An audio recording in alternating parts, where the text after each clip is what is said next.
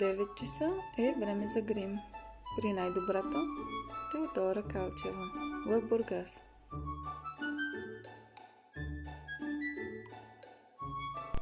За фотосесия няма как да минем без изкуствени мигли.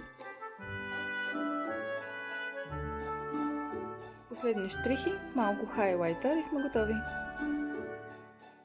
11 часа е време за прическа, като нашата референция е принцесешка визия с хубави вълни, защото все пак ще имаме корони и красиви бижута, които трябва да подчертаем.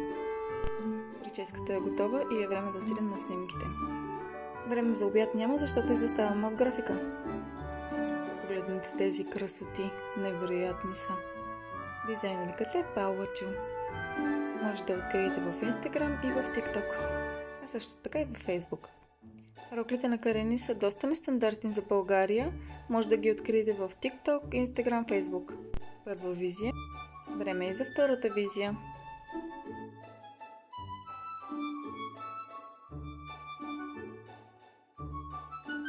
Третата визия на мен лично ми беше фаворит. Четвърта визия. Време е да разнообразим малко белите тоалети с нещо по-цветно. Харесва ли ви?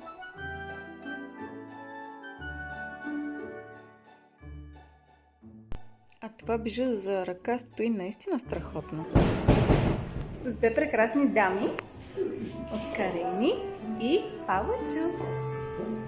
Пета визия от Карени е една невероятна сватбена рокля, но е наистина много тежка. Беше голямо приключение по стълбите. Време е за последната рокля. Коя ви хареса най-много до момента? Напишете ми в коментар. И край на снимките. Оцеляхме без храна и без вода.